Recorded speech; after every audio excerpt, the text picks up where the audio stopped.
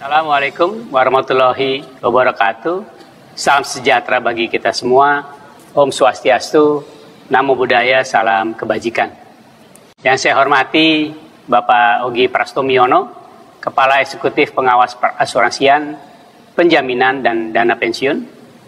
Bapak dan Ibu Pimpinan Asosiasi Industri Dana Pensiun. Bapak dan Ibu Pimpinan Perusahaan-perusahaan Dana Pensiun. Perwakilan dari kementerian, lembaga, dan lembaga internasional yang hadir, Bapak dan Ibu narasumber, Bapak dan Ibu perwakilan dari media, dan seluruh hadirin yang berbahagia. Puji syukur kehadirat Tuhan Maha Kuasa, sehingga pada hari ini kita dapat berkumpul dalam acara peluncuran Peta Jalan Pengembangan dan Penguatan Dana Pensiun Indonesia 2024-2028.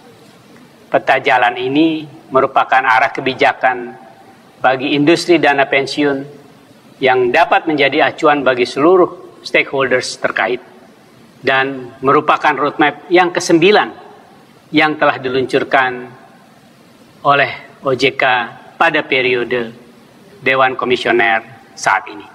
Di tengah perekonomian dunia yang cenderung mengalami stagnasi dan ketidakpastian akibat ketegangan geopolitik dan perang dagang yang meningkat, maka seiring juga dengan transisi pemerintahan di Indonesia, kita melihat bahwa perekonomian Indonesia tetap tumbuh dengan positif dan menggembirakan. Dan tentu saja hal itu kita pakai sebagai momentum untuk mendorong seluruh sektor di bidang jasa keuangan, termasuk yang penting adalah pada sektor dana pensiun di Indonesia. Sebagai negara dengan populasi keempat terbesar di dunia, Indonesia memiliki potensi yang sangat besar dalam perkembangan industri dana pensiun ke depan. Industri ini mencatatkan pertumbuhan aset sebesar 8,74% pada April 2024 dibandingkan tahun sebelumnya, mencapai 1.432,7 triliun. Selanjutnya juga BPS pada Februari 2024 menyampaikan bahwa proporsi tenaga kerja Indonesia, baik formal dan informal, sebesar 142,18 juta orang dengan total 58 juta pekerja formal dan 84 juta merupakan pekerja informal.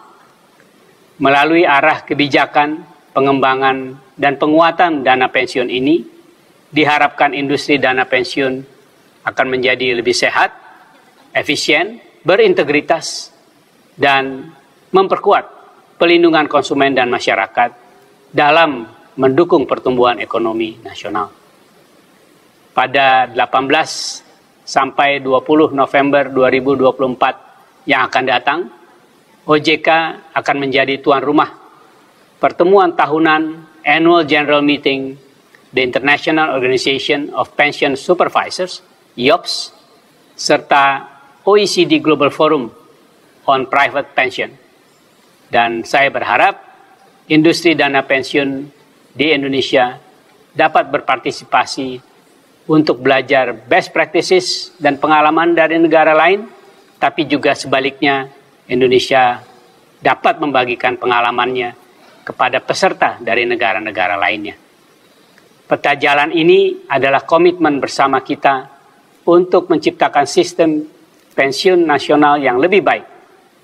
Saya berharap dan percaya seluruh pemangku kepentingan yang terkait akan memberikan dukungan terbaiknya, sehingga implementasi kebijakan berjalan dengan tepat, baik, dan berkontribusi mendukung kesejahteraan masyarakat Indonesia.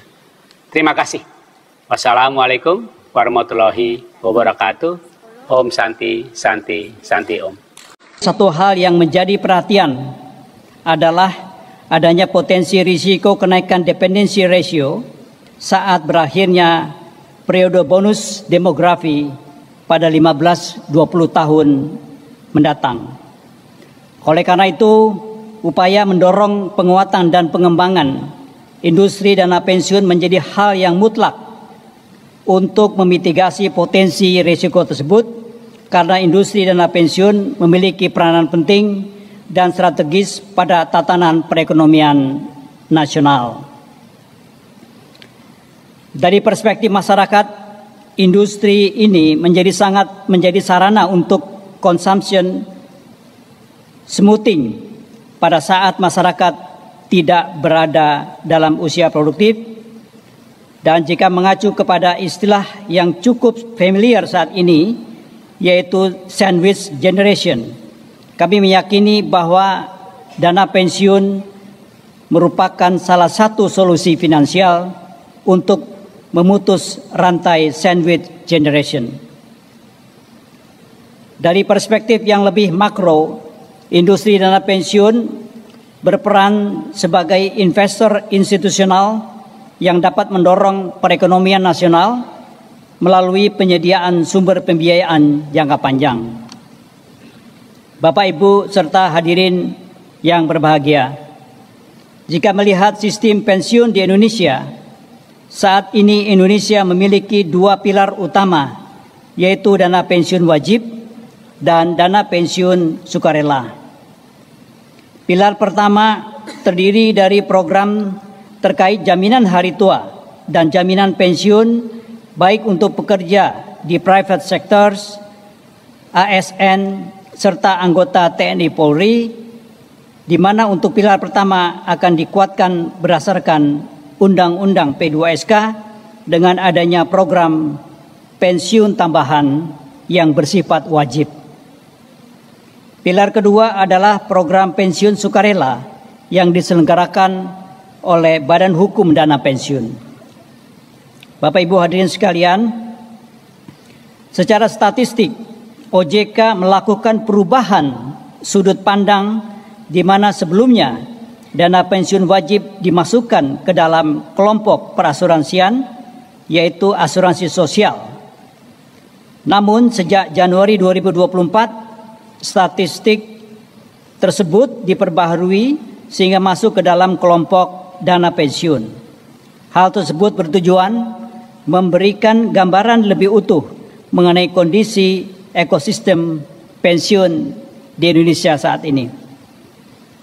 Secara agregat, total aset dana pensiun per akhir Mei 2024 sudah mencapai 1.439,71 triliun rupiah atau tumbuh 8,36% year on year, atau jika melihat compound annual growth rate pada periode 2020 sampai 2023 mencapai 9,95%.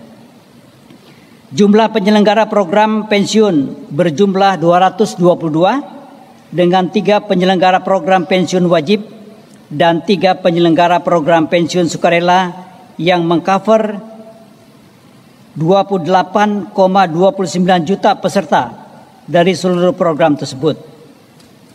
Secara replacement ratio dari hasil analisis dan kajian yang dilakukan, estimasi baru sekitar 15-20% dari take home pay, walaupun jika dibandingkan dengan basic income-nya sudah sekitar 60-65%. Ibu, Bapak, serta hadirin yang kami hormati, OJK melihat saat ini masih terdapat beberapa isu struktural yang menjadi tantangan bagi industri dana pensiun untuk dapat tumbuh dan berkembang secara optimal.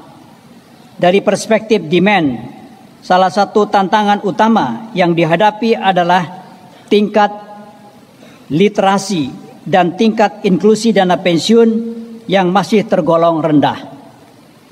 Apabila dikaitkan dengan struktur ketenagakerjaan Indonesia yang didominasi oleh tenaga kerja dari sektor informal, terdapat tantangan berupa akses dan spesifikasi program pensiun yang belum sepenuhnya kompatibel dengan karakteristik pekerja pada sektor informal. Dari perspektif supply, industri dana pensiun dihadapkan pada isu pada penyelenggaraan program pensiun itu sendiri, antara lain dari sisi infrastruktur dan kapabilitas dalam mengelola investasi, serta kemampuan pemenuhan pendanaan dana pensiun oleh pemberi kerja, khususnya pada program pensiun manfaat pasti. Selain itu, terdapat pula hal mendasar yang menjadi isu, yaitu terkait rendahnya replacement ratio. Umumnya penghasilan dasar pensiun PHDP hanya menggunakan unsur basic income, sehingga replacement ratio pun menjadi sangat kecil di kisaran 15-20% dari take home pay. Sedangkan rekomendasi International Labour Organization diharapkan sebesar 40%. Selain itu, penilaian dari pihak eksternal seperti Global Pension Index 2023 yang diterbitkan oleh Mercer dan CFA Institute menilai bahwa sistem pensiun di Indonesia masih butuh pengembangan dan penguatan agar tetap sustain.